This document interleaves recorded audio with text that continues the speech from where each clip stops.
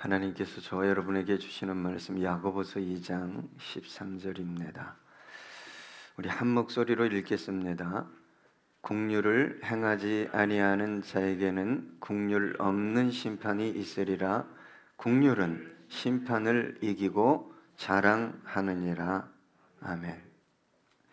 여러분, 사람들을 만나다 보면 다가가기 쉬운 사람이 있고 그렇지 않은 사람이 있습니다.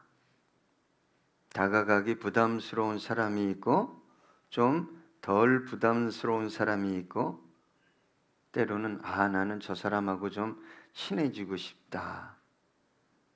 친근감이 가는 사람이 있습니다. 제가 인생을 오래 살지 않았지만 어떤 사람이 가까이 가고 좀 친밀해지기 원하는 사람일까를 생각해 볼 때 타인의 부족함을 좀 이해하고 좀 배려하고 불쌍히 여기는 사람이라고 결론을 내리게 됐습니다.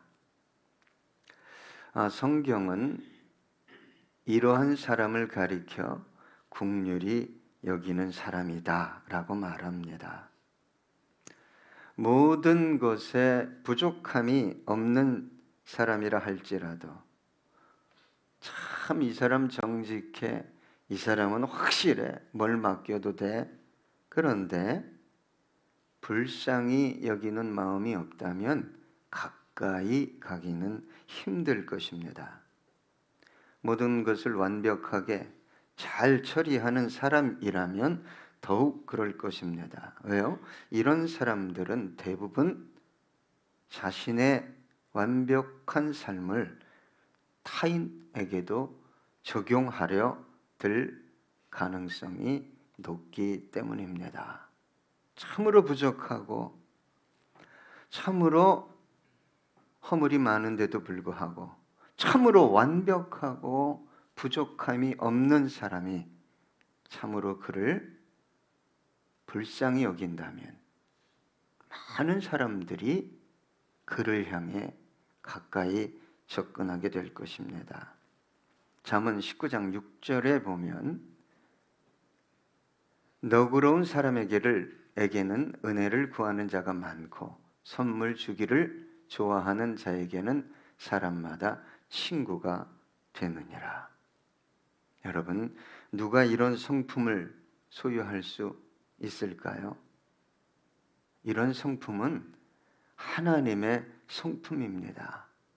그래서 사도 바울이 갈라디아 교회 성도들에게 너희 안에 그리스도의 형상이 회복되기를 나는 원한다. 그리고 나는 그 일을 위해 다시 해산하는 수고를 하겠다고 고백했습니다. 신앙의 성장이라는 것은 이런 성품, 이런 그리스도의 형상을 소유하는 것입니다. 그래서 베드로 사도도 무성도들에게 여러분 신의 성품에 참여하는 자가 되십시오. 베드로 보면 조급하잖아요. 예? 분노 잘하고 때로는 좀 잘난 체도 하고 그런데 베드로에게 걸맞지 않은 권면을 하고 있습니다. 여러분 신의 성품에 참여하십시오. 누가 베드로를 이렇게 변화시켰습니까? 오직 주님이요, 오직 은혜요, 오직 성령입니다. 하나님은 긍휼의 하나님입니다. 저와 여러분은 하나님의 기대에 미치지 못하는 삶을 살아가고 있습니다. 그러나 안심하십시오. 하나님은 우리에게 끝없이 긍휼을 베풀어 주시는 분입니다. 하나님은 자신 안에 마음속에 끓어오르는 긍휼을 그 마음을 이기지 못하고 하나밖에 없는 외아들을 십자가 위에서 죽이셨습니다. 인간의 이성으로는 도무지 이해할 수 없는 국률이 아닐 수 없습니다. 여러분, 하나님을 위해 열심히 살아가다가, 금욕적으로 때로는 경건하게 살아가다가 큰 실수를 하면 대부분의 성도들이 죄책감 때문에 하나님 앞에 다시 못 나갑니다. 그런데 하나님을 정말 사랑했던, 하나님 없으면 저는 죽습니다, 이렇게 고백했던, 하나님 마음에 합했던 다윗이 너무 큰 죄악을 범했어요. 지금 전쟁하고 있는 장수의 아내를, 말이 됩니까? 지금 목숨을 걸고 누구를 위해 전쟁하고 있어요? 다윗 왕과 민족을 위해 전쟁하고 있는 장수의 아내를 강간하고, 이 밧세바가 아이를 가졌다고 하니까 사탄의 지혜로 요압 사령관을 시켜 최전방에 우리아 장군을 배치시키고 적군이 오면 군대를 빼라, 잔인하게 살해합니다. 그럼에도 불구하고 다윗은 하나님이 어떤 하나님이었음을 알았을까요? 국률이에요. 국률의 하나님. 그래서 시편 51편 1, 2절에 보면 하나님이여 주의 인자를 따라 내게 은혜를 베푸시며 주의 많은 국률을 따라 내 죄악을 지워주소서. 나의 죄악을 말갛게 씻으시며 나의 죄를 깨끗이 제하소서. 하나님은 끝없이 국률로 다가오십니다. 하나님이 저와 여러분을 모르기 때문일까요? 아닙니다. 잘 알고 계십니다. 숨은 죄악을 압니다. 마음속에 모든 생각과 계획까지 다 알고 계신 분입니다. 그럼에도 불구하고 하나님은 저와 여러분에게 국률을 베풀기 위해 다가오십니다. 하나님의 국률이 아니었다면, 구원을 받았음에도 불구하고 저와 여러분이 하나님을 아버지라 고백하고 있음에도 불구하고, 만약 매 순간 하나님이 국률을 베풀어 주시지 않는다면 하나님 앞에 나아갈 수 있는 영혼은 없을 것입니다. 저와 여러분은 죄를 떠나서는 살 수 없는, 다시 말해 죄를 지을 수밖에 없는 존재입니다. 여러분, 제가 좀 여러분에게 부탁드리고 싶은 것은, 조금 경건하고 남다르게 신앙생활하는 분들이 착각하는 것 중에 하나가 뭐냐? 나는 죄를 좀 안 짓고 있다는 거예요. 이게 얼마나 위험한 건지 알아야 됩니다. 여러분, 누가복음에 보면 탕자의 비유가 나오잖아요. 죄를 많이 진 둘째 아들이 돌아왔을 때 잔치를 배설해 줬어요. 아버지가 포옹하고 반지를 끼워주고 신발을 주고 새 옷을 입히고. 그런데 첫째 아들은 죄 안 졌잖아요. 그죠? 첫째 아들이 아버지에게 뭐라고 얘기했습니까? 난 일생에 아버지 나에게 염소 새끼 한 마리 안 줬는데, 재산을 다 탕진하고 쾌락을 즐기다가 죽을 지경에 돌아온 이놈을 위해서는 왜 모든 것을 다 줍니까? 영혼의 성령의 샘물이 마르기 시작하는 게 뭐냐면, 나름 신앙생활을 열심히 하면서 경건하게 살 때 회개의 영이 속에서 움직이지 않습니다. 이게 얼마나 위험한 것인지를 저와 여러분은 아셔야 합니다. 저와 여러분은 하나님의 말씀을 혹은 명령을 주신 사명을 완벽하게 감당할 수 있는 사람들이 아닙니다. 만약 그 완벽한 행위에 근거해서 하나님 앞에 나와야 한다면 단 하루도, 누구도 단 하루도, 아니 단 한 번의 예배도 하나님 앞에 드리기 위해 나올 수 없을 것입니다. 저와 여러분은 하나님 앞에서 용서받은 죄인입니다. 이뿐만 아니라 용서가 매 순간 필요한 죄인입니다. 죄를 짓지 않고 사는 사람은 없습니다. 내가 보기에가 아니라 하나님 보시기에 진리에 근거해서, 복음에 근거해서 나를 볼 때 참으로 죄가 많습니다. 하나님의 마음에 가득한 것은 국률입니다. 그 마음에 가득한 국률의 마음이 용서를 낳았고, 용서는 희생을 낳았고, 희생은 죽음을 낳았고, 죽음은 생명을 낳았습니다. 그래서 저와 여러분이 하나님 앞에 나와 뭐 할 수 있어요? 예배 드릴 수 있는 거예요.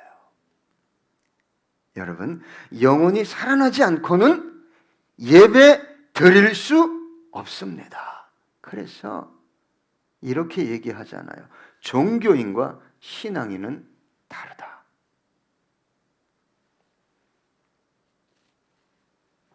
여러분, 국률이라는 것은 줄 만한 것을 주는 게 아닙니다. 국률이라는 것은 용서할 만한 것을 용서하는 것이 아닙니다. 그래서 아버지 하나님께서 저와 여러분을 위해 하나밖에 없는 외아들을 십자가 위에 못 박아 죽이신 것입니다. 저와 여러분의 허물과 죄는 하나님의 심판과 형벌과 진노와 저주를 불러일으키기에 너무도 충분했습니다. 그러나 하나님은 그 분노를 잠재우고도 남을 풍성한 부요한 국률을 품고 계셨습니다. 국률의 하나님이 아니었다면 오늘의 나, 오늘의 여러분은 없었을 것입니다. 영원한 형벌과 저주와 사망이 기다리고 있었을 뿐입니다. 여러분, 사순절을 통과하고 있습니다. 여러분, 왜 하나님께 감사합니까? 왜 하나님을 사랑한다고 고백하십니까? 내 손에 주어진 어떤 것 때문입니까? 아니면 하나님의 국률, 하나님의 인자 때문입니까? 시편 89편 14절에 보니까 의와 공의가 주의 보좌의 기초라. 인자함과 진실함이 주 앞에 있나이다. 여러분, 만약에 그 보좌의 기초인 공의대로 그 공의를 앞세워서 저와 여러분에게 다가왔다면 그냥 사라집니다. 하나님 앞에 서는 순간 사라집니다. 그런데 그 기초가 공의일지라도 우리 하나님은 인자를 앞세워서 저와 여러분을 찾아오셨습니다. 저와 여러분은 그 국률의 하나님의 무엇이 되었습니까? 자녀가 되었어요. 그래서 그 하나님을 아버지라고 부르게 되었습니다. 여러분, 거듭나면 너무너무도 신기한 게 있잖아요. 말씀으로, 복음으로, 진리로 다시 태어나면 하나님이 바로 뭐가 되는 거예요? 아버지가 되는 거예요. 믿어지면 하나님이 아버지가 되는 거예요. 여러분 생각해 보십시오. 저와 여러분이 하나님의 자녀가 되기 이전에도 국률로 다가왔거든. 자녀가 된 지금이겠습니까? 로마서 5장 8절, 우리가 아직 죄인 되었을 때 그리스도께서 우리를 위하여 죽으심으로 하나님께서 우리에 대한 자기의 사랑을 확증하셨느니라.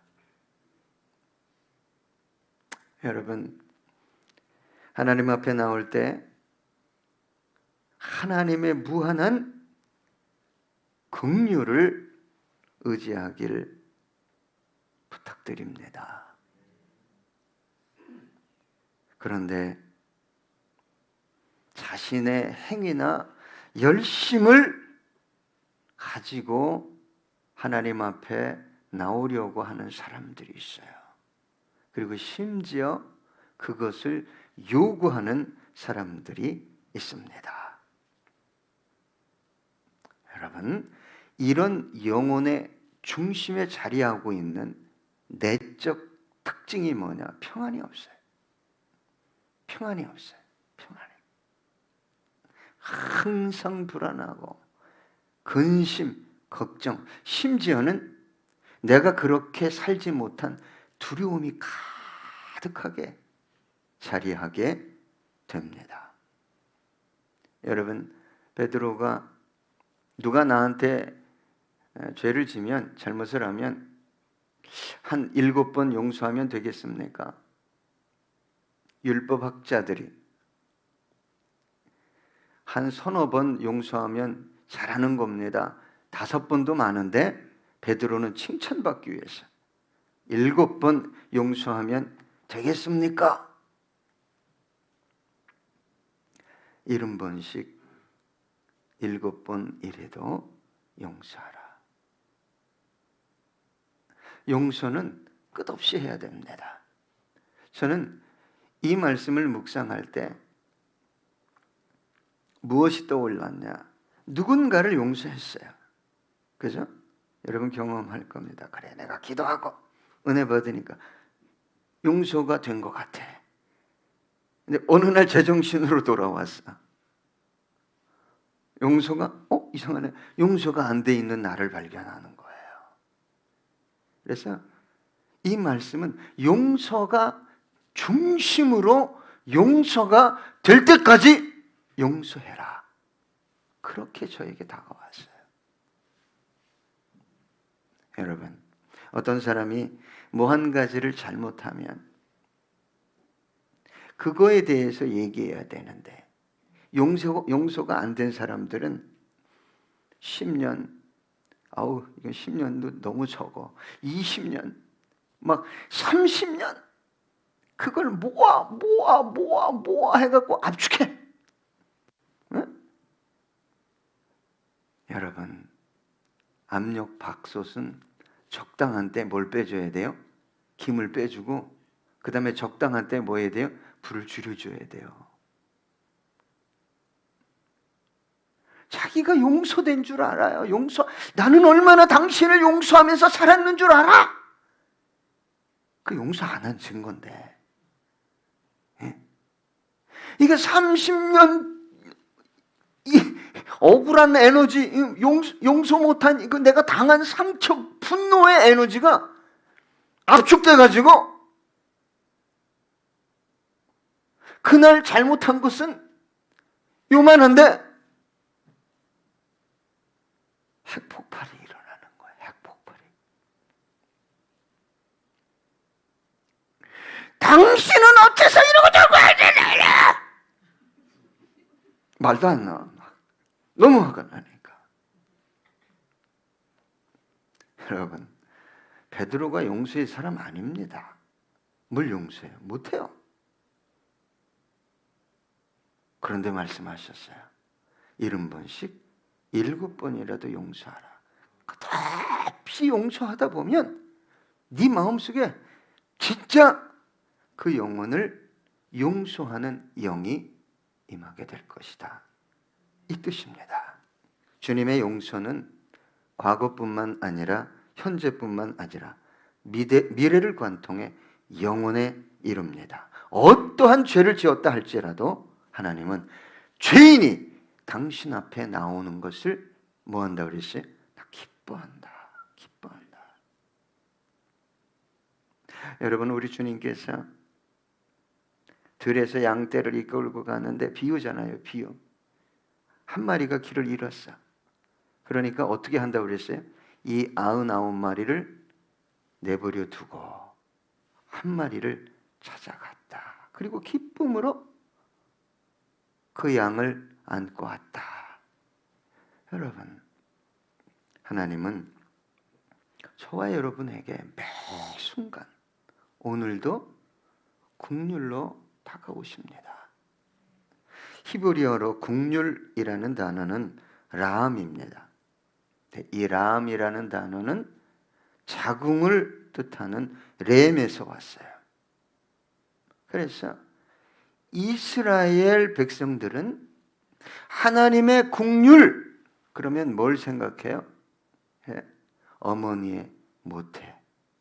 내가 아이처럼 그 안에 있을 때 나를 보호하고 나를 안전하게 하고 나를 성장시키고 필요한 것들을 채워주신, 고통이 있지만 나를 출산해서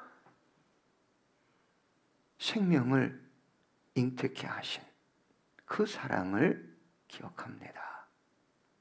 여러분, 아이들이 태어나면 울잖아요. 왜 울죠? 억울해서 울죠. 아이들이 태어나면 의사들은 그래요. 호흡이 트여야 되기 때문에 운다는 거예요. 예, 맞죠? 근데 심리학자들은 왜 우냐? 자궁에서 엄마의 태중에서 탯줄을 통해 엄마의 심장 소리를 들으면서 10개월을 안전하게 그 속에서 성장하고 있었는데 엄마야 갑자기 막 쎄한 것이 와가지고 탯줄을 설컥 잘라버리네. 그랬더니 뭐가 끊겨요? 엄마하고 나하고 교제했던 것들이 끊기는 거예요. 그래서 그 불안 때문에 그렇게 강하게 운다는 거예요. 그래서 아이가 출산하면 대부분 엄마 어디에 갖다 놓죠? 가슴에. 그러면 그 10개월 전에 들었던 심장 소리를, 그 박동 소리를 들으면서 안정을 찾게 된다는 거예요. 심지어 여러분, 출산 가운데 아이가 어려운 일을 당하거나 아이가 사망했어. 아이가 사망했는데도 엄마 품에 심장의 박동 소리를 듣고 회생하는 사건도 일어난다고 합니다. 케이트와 데이빗 부부는 아이를 가지기 원했어요. 그런데 아이가 없었어요. 몇 년 동안. 그 후에 임신을 했는데 쌍둥이를 임신하게 됩니다. 그런데 여러분, 6개월 만에 미숙아를 출산하게 돼요. 쌍둥이 두 아이가 출산했는데 첫째는 문제가 발생하고 둘째는 괜찮았어요. 그래서 얘가 출산을 했는데 약 20분간 심장 박동수가 저하되고 호흡을 제대로 못했습니다. 그때 저 엄마가 간호원들을 다 나가달라고 하고 아이를 어디다 갖다 댔을까요? 가슴에 갖다 댔어요. 죽은 아이였어요. 그리고 당신도 아이에게 체온을 전달하면서 우리가 작별 인사를 하기 원한다. 이 아이에게, 이 제이미에게 사랑 고백을 하기 시작했어요. 가슴에 안고 박동 소리를 듣던 아이가 5분 만에 꿈틀거리기 시작합니다.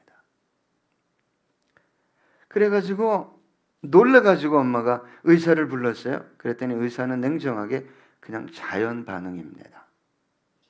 왜 조금 있다가 다시 이놈이 제이미가 눈을 뜬 거예요. 힘없이. 그런데 눈을 계속 뜨고 있는 거예요.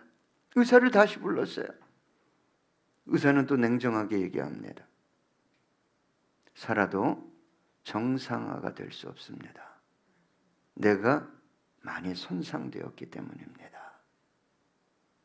그런데 어떤 기적이 일어났다고요? 건강하게 이 쌍둥이가 성장하는 기적을 경험하게 됩니다. 이 국률이란 단어는 어머니가 울고 있는 자식을 불쌍히 여기듯이 하나님께서 울고 있는 하나님의 백성을 불쌍히 여기는 마음입니다. 이사야 49장 15절입니다. 여인이 어찌 그 젖 먹는 자식을 잊겠으며 자기 태에서 난 아들을 국률이 여기지 않겠느냐. 그들은 혹시 잊을지라도 나는 너를 잊지 아니할 것이라. 이사야 54장 10절에 보니까 산들이 떠나며 언덕들은 옮겨질지라도 나의 자비는 내게서 떠나지 아니하며 나의 화평의 언약은 흔들리지 아니하리라. 너를 국률이 여기시는 여호와께서 말씀하셨느니라. 여러분, 하나님께서 끝없이 나에게 국률로 다가오셔요. 불쌍히 여기십니다. 끝없이 국률을 베풀어 주시기 원하셔요. 그 이유를 아십니까? 여기에 기독교의 능력이 있고 지혜가 있고 생명이 있습니다. 다른 어떤 것도 아닌 이 국률 안에 그리스도의 기독교의 생명이 있습니다. 상처와 절망과 어두움으로 가득한 세상은 이 긍휼을 목말라 합니다. 주님께서 저와 여러분에게 베풀어 주신 긍휼, 세상이 사람들이 말하는 감정적인 긍휼이 아니라 함께 아파하며 용서하며 희생하며 죽음의 자리를 마다하지 않고 생명을 잉태케 하는 그런 긍휼로 하나님은 오늘도 다가오십니다.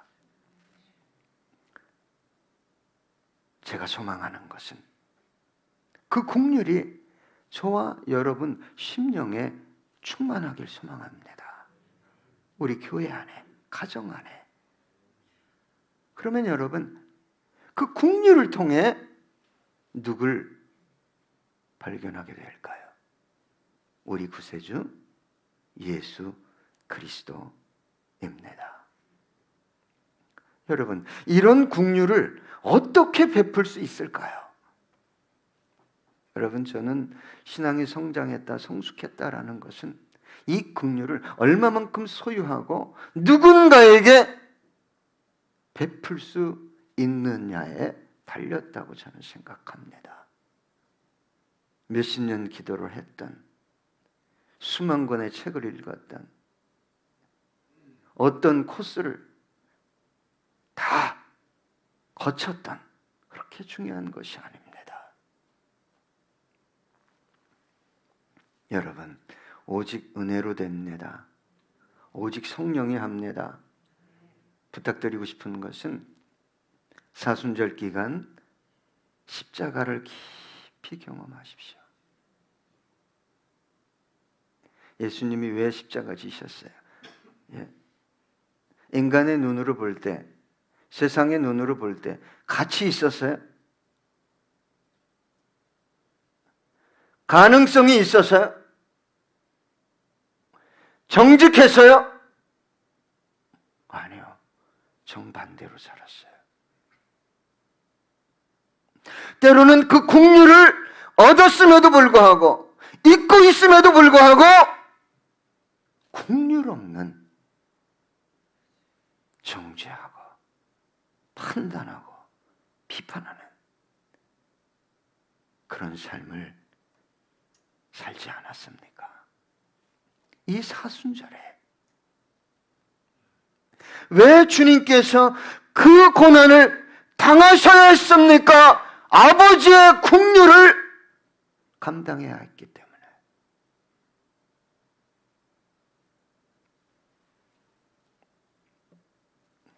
오늘 본문은 저와 여러분에게 이렇게 말합니다. 야고보서 2장 13절. 우리 함께 읽겠습니다.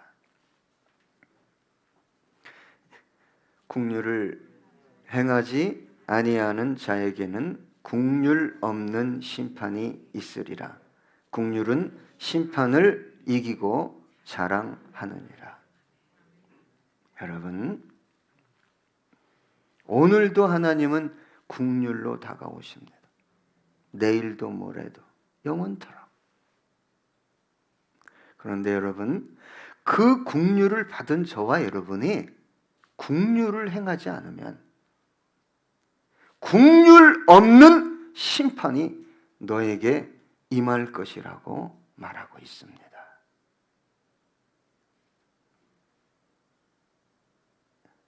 이것처럼 무서운 말이 없습니다. 저는 간혹 신앙생활을 열심히 남다르게 하는 사람의 심령에서 국률을 목격할 수 없을 때 섬찟합니다. 이건 사탄이 준 열심인데 국률이 없어요. 여러분, 우리 교회는 적더라도 때로는 열심히 헌신하고 남다르게 충성한다 할지라도 중심에 뭐를 품고? 그분의 국률을 품고. 여러분, 저와 여러분이 용서받은 것을 금액으로 따지면 10,000달란트예요. 한 달란트가 약 43.5kg입니다.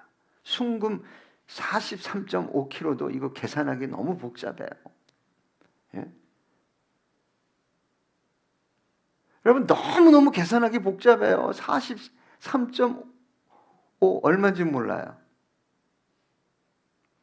그런데 1만이라는, 거기에 1만이라는 것은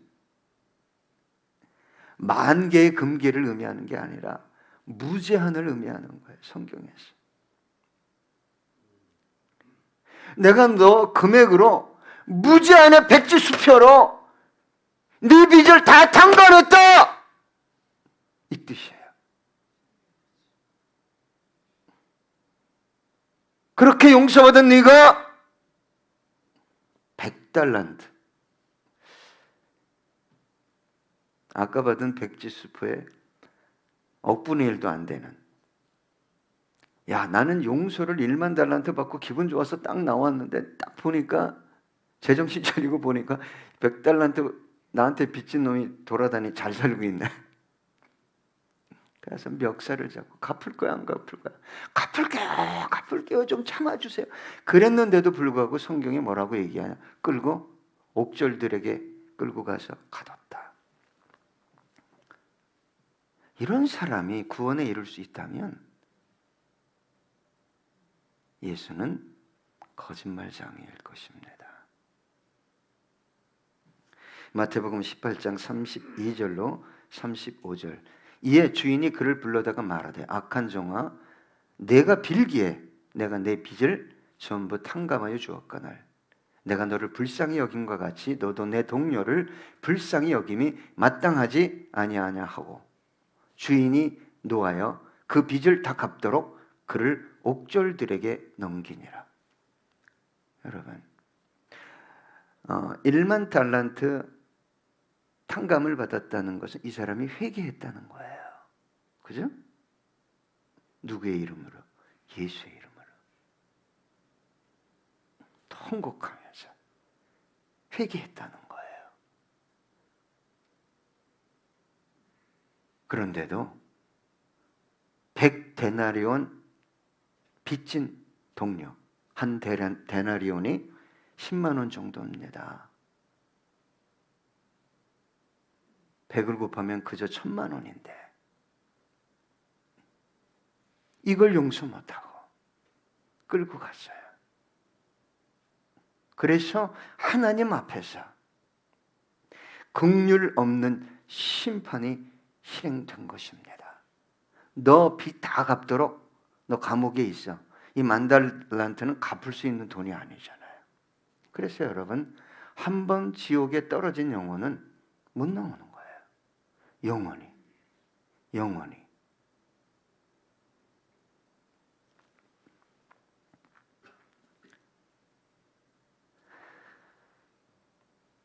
너희가 각각 마음으로부터 형제를 용서하지 아니하면 나의 하늘 아버지께서도 너희에게 이와 같이 하시리라. 여러분, 받은 용서에 대해서 우리가 얼마나 감사하고 찬양합니까? 긍휼에 대해서. 그러나 여러분, 그 긍휼을 실행하기 위해서 얼마나 하나님 앞에서 몸부림치며 기도하며 실행해 보셨습니까?